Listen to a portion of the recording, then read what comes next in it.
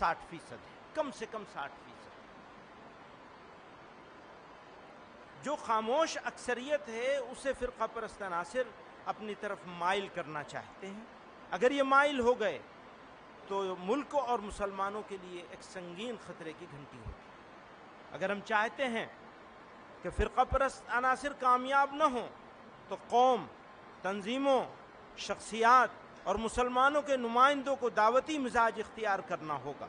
مسلمان اپنے منصب کو پہچانیں اور دعوت و ارشاد کے نقطہ نظر سے جو اخلاقی عظمت ان کو حاصل ہونی چاہیے وہ حاصل کریں۔ ہم دوسروں کے ساتھ بہتر تعلقات قائم کریں، ایک دوسرے کی ثقافت اور مذہب کا احترام کریں، لیکن لوگوں کو دین اسلام کی حقیقی تعلیمات سے بھی آگاہ کریں۔ دعوتی مزاج کیا ہے؟ قرآن کریم سے رہنمائی ملتی ہے کہ جب آپ صلی اللہ علیہ وسلم کے حق و صداقت اور محبت و ہمدردی کے جواب میں مشرکین مکہ کی طرف سے ظلم و ستم، جبر و تعدی، وحشت و بربریت، بدخلقی اور بہیمیت پیش کی جاتی تھی تو اس وقت حق تعالی جل مجدہ نے رہنمائی فرمائی۔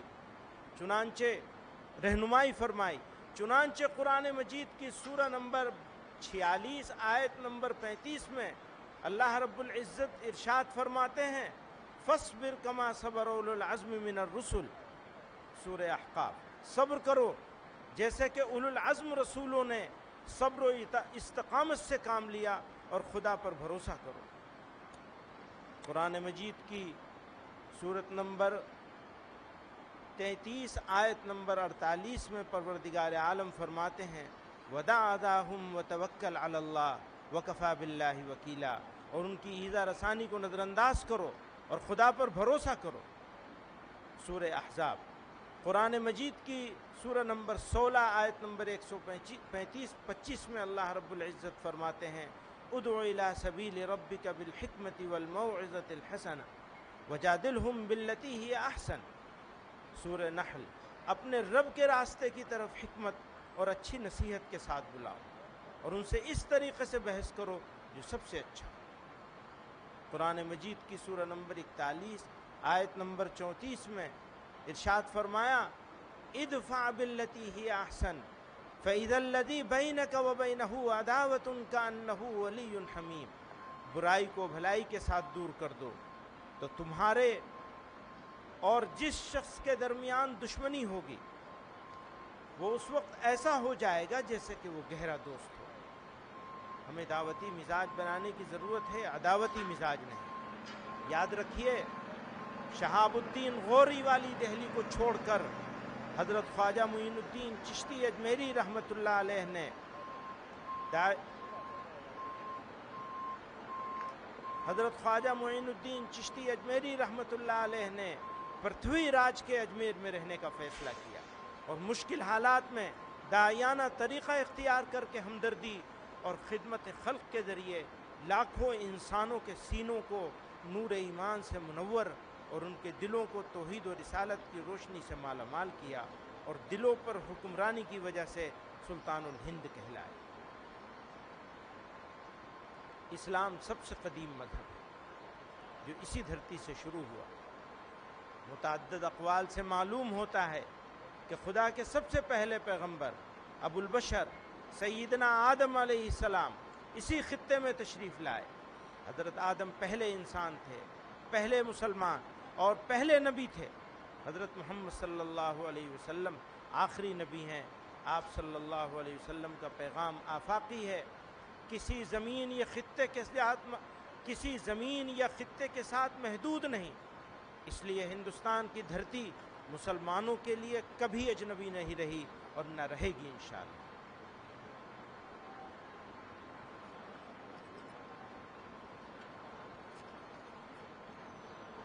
حضرت مولانا احتشام الحق کاندھلوی رحمہ اللہ نقل کرتے ہیں 1947 کے فسادات میں جناب مولانا ظہیر الحسن صاحب کی تعزیت میں حضرت مدنی رحمۃ اللہ علیہ کاندھلہ تشریف لائے اور ارشاد فرمایا ہمت اور استقلال کے ساتھ ہندوستان میں جمے رہو۔ مدینہ منورہ میں میرے ذاتی مکانات بھی ہیں اور بھائی بھتیجے بھی۔ مجھے ہندوستان میں رہنے کی کوئی خاص ضرورت نہیں، پھر بھی میں نے طے کر لیا ہے کہ ہندوستان نہیں چھوڑوں گا، اس لیے کہ مخلوق خدا کی جو خدمت یہاں رہ کر انجام دے سکتا ہوں وہ مدینہ منورہ میں نہیں ہو سکتی۔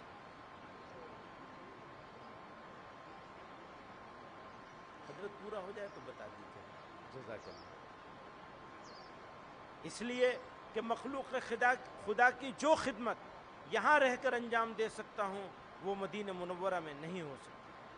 اسی کشت و خون کے دوران بستی حضرت نظام الدین اولیاء میں حضرت شیخ الحدیث مولانا زکریا صاحب رحمۃ اللہ علیہ سے ملاقات کے لیے تشریف لائے تو حالات سے سخت متاثر تھے، چہرے مبارک سے غیظ و غضب کے آثار عیاں تھے۔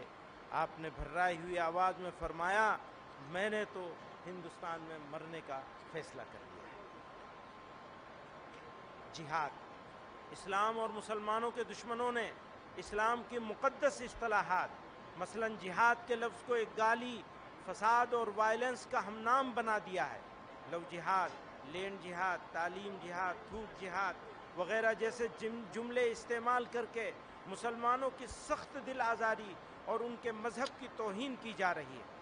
افسوس کا مقام ہے کہ حکومت اور میڈیا میں بیٹھے ذمہ دار افراد بھی اس طرح کے الفاظ استعمال کرنے میں کوئی شرم محسوس نہیں کرتے اور نہ ایک کمیونٹی کی دل آزاری کی پرواہ کرتے ہیں۔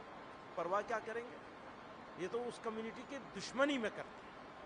یہ تو پرانے دور سے چلا آ رہا ہے کہ کہیں بھی دہشت گردانہ عمل پیش آ جائے تو اس کو جہاد کا نام دے کر اسلام اور مسلمانوں پہ طعنے، تہمتیں اور ناحق الزام عائد کیے جاتے ہیں۔ یہ واضح ہونا چاہیے کہ اسلام میں جہاد ایک مقدس دینی فریضہ ہے۔ جہاد قرآن میں کئی معنوں کے لیے استعمال ہوا ہے، لیکن جس معنی کے لیے بھی استعمال ہوا ہے فرد سے لے کر سماج و انسانیت کی بھلائی، ان کی سربلندی اور ان کی عزت و وقار کے قیام کے لیے ہوا ہے۔ جہاں جنگ و قتال کے معنی میں استعمال ہوا ہے وہ بھی ظلم و فساد کے خاتمے اور انسانیت کی بقا کے لیے ہے۔ اس لیے جب جب ظلم ہوگا تب تب جہاد ہوگا۔ میں اس کو دوبارہ کہتا ہوں، جب جب ظلم ہوگا تب تب جہاد ہوگا۔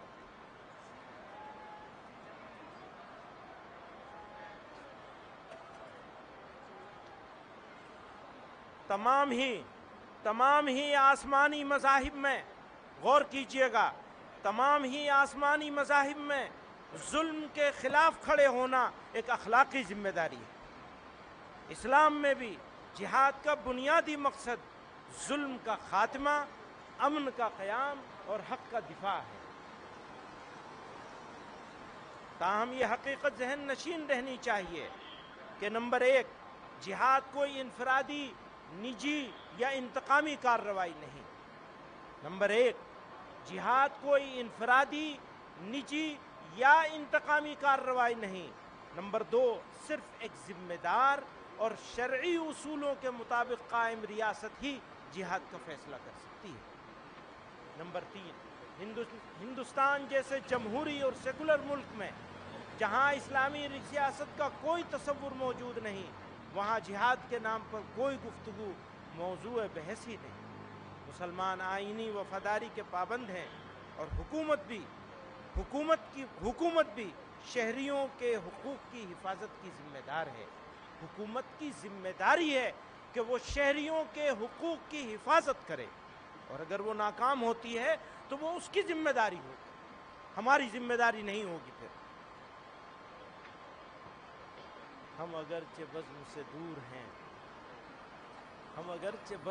دور ہیں، ہمیں رنگ ہیں، ہمیں نور ہے۔ ہم اگر نہ دیں گے لہو انہیں، کچھ راغ کیسے جلائیں گے؟ وہ تو کچھ اور سمجھ رہے ہیں، ہم یہ سمجھ رہے ہیں ہم اگر نہ دیں گے لہو انہیں، وہ چراغ کیسے جلائیں گے؟ میں اتنا چھیڑ کر اے وقت دیوانہ بنا ہم کو، ہوئے دیوانے ہم تو سب کو دیوانہ بنا دیں گے۔ نہ جانے کتنے دل بن جائیں گے ایک دل کے ٹکڑے سے، نہ جانے کتنے دل بن جائیں گے ایک دل کے ٹکڑے سے۔ وہ توڑیں آئینہ، ہم آئینہ خانہ بنا دیں۔ مشکلات و مسائل.